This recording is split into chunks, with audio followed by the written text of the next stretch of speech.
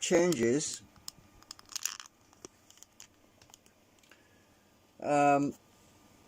Now, as you remember in the previous live streams, I was doing the tests on this little mock-up turntable, and I had magnet arrangements in the segments. There was 3 segments. I had them in the middle to cancel out the ends, so the ends would no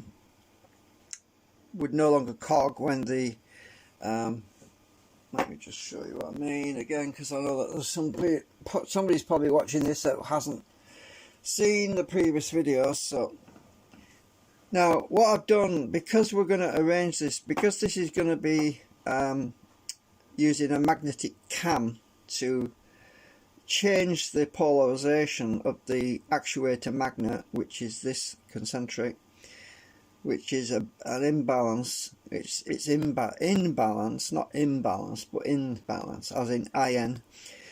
Because it's in balance, we no longer need to cancel the magnetic flux on the ends, because the field is going to be actuated by the magnetic cam. So when we bias this, it's just sticking to the metal, because the magnets will stick to the metal. So I need to keep it straight, will you? It's a lot stronger now. By taking the middle magnets out, it's a lot stronger, by the way. So bias it, you can see it will move to the end. At that point, when it gets to the end at that point, that is the sticking point. Now, to avoid that, we don't need to have the magnets in the center section. All we need to do is get rid of this ball bearing to begin with. Is to change the polarization of the magnetic cam so that it's now pushing instead of pulling, so that this should just basically leave without dragging it along. As you see, it's not pulling there now. So it's going to pull in this side though, so that particular pull will pull this side in. If I can get it in the middle. No, actually I've got it wrong. No, that particular pole will push on that side. Yeah, sorry. So the poles are changed on the timing, and then it will, oops, it pulls through, as you can see. It's very strong actually. A lot stronger without the middle magnets in arrangement. But once you get to the end, the rotor disc will change the biasing. It will be transitioning actually between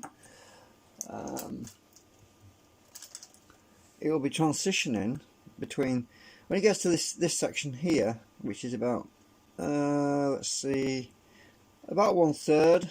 When it gets to about the 3rd section, there's 2 steel shims here, a steel shim, steel shim, steel shim, steel shim, and then magnets on the end, and there's also steel shim, steel shim, steel shim, steel shim.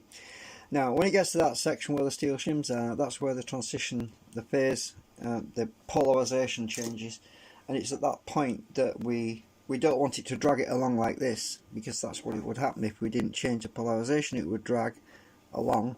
So at that point, when it gets there, the polarization is swapped over, and then it just leaves. So I've already worked all that out, and it's all been modelled. And the reason I'm explaining this is because it will be more efficient to do it this way.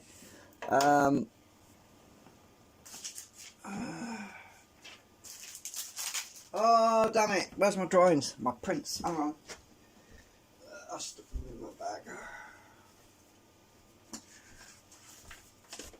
My prints, not drawings.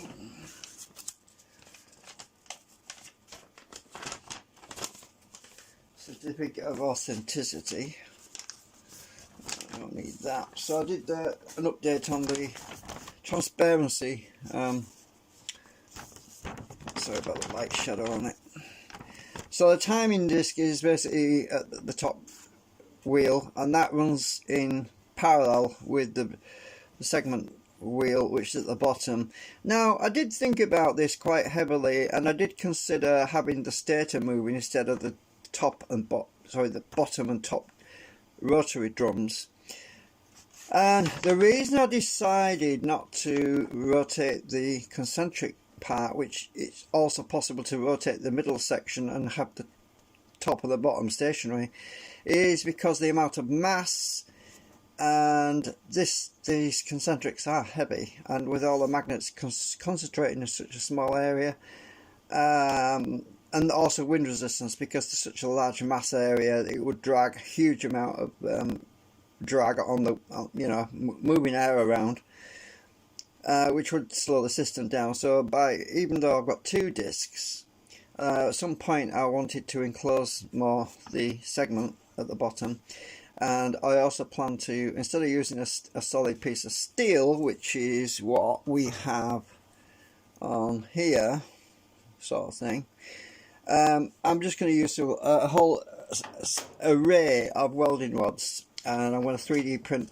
I'm going to design a 3D print a plastic holder to basically hold a bunch of rods.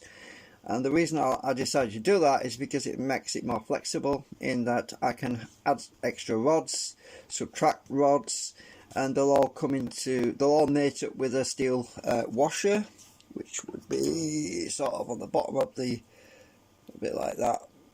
They'll mate up with a steel washer to give them coupling, and then it means it more. I can do fine tuning with them. Whereas if you're using a piece of steel like that, you'd have to chop pieces off, and then you got the problems of wanting to add more material and all that stuff. So I just thought, well, it might be more wise to use some welding rod material, and then it's more flexible, and I can bend it more easily, and I can splay them out a bit or pinch them together and do things with it I can't do with a piece of flat steel. So yeah, there's quite a few things I wanted to talk about. I've been in touch with some family members, because I do have a few family members who are still alive. Business. One of my uncles used to be a businessman in electronics many years ago, and I was getting some advice from him about how to proceed if this actually works. Now, number one, because my content is already on YouTube, it basically means that I have a copyright claim on that, but I'm not trying to hide it from anyone. All I'm trying to do is protect it so that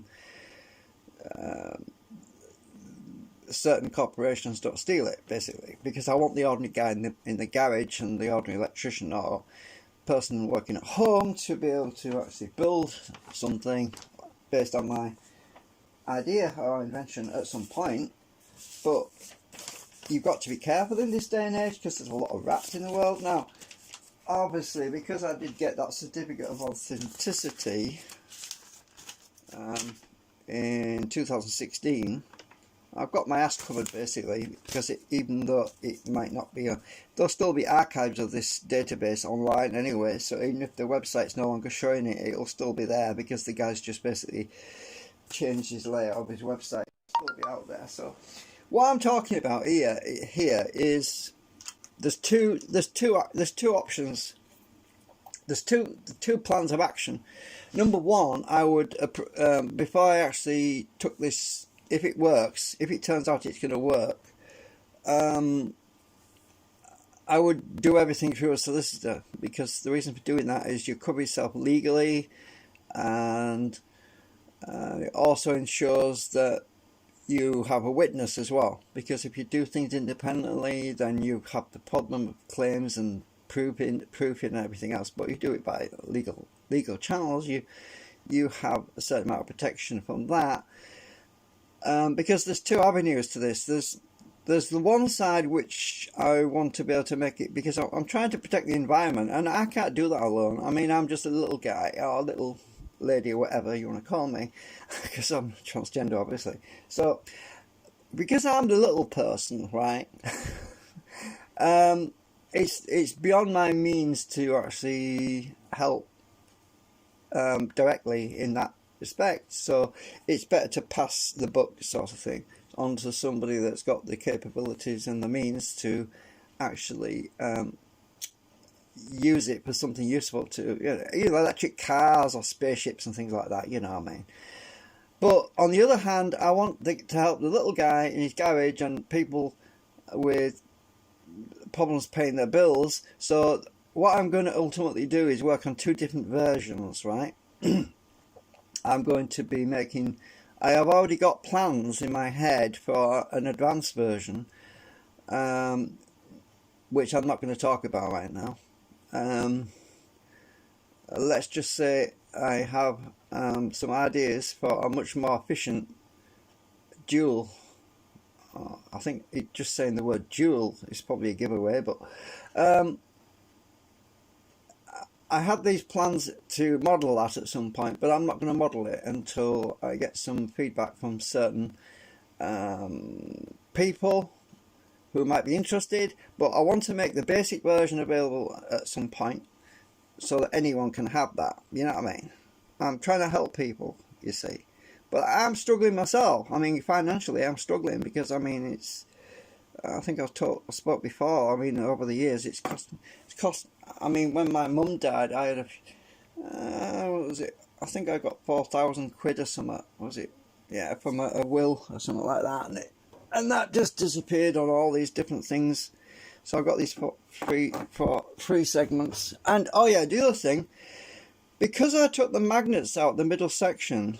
Because I took them out on two of these middle sections, it turns out I had enough magnets to do the third one. Oh, isn't that great? And I ended up with a few left over. So anyway, it gets renewed in about 7 days anyway, so no problem there. But I kind of got cut off midstream, mid-sentence when I was talking about stuff and I was explaining everything, but I think you got the gist of it. I mean, I'm trying to make this project to help people, but at the same time, I've got to recover some of my costs because it cost me a fortune in the last few years. I mean, yeah. So, because I just at the point where I've had these days where I just felt like giving up because, you know what I mean. You just get to the point where you just want to give up, and I've had those days, but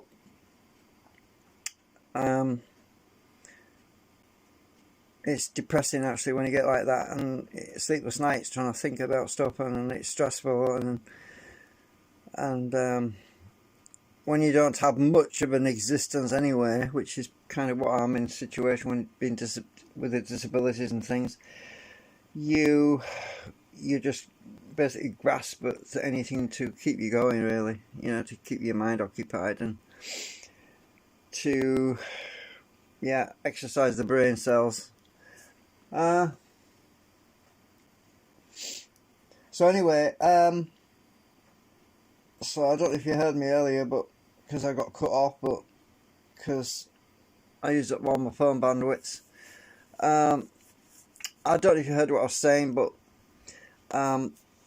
I was in touch with some of my relatives, my immediate relatives, my mum's brother actually, because my mum passed away. Because he was a businessman, and basically asking his advice and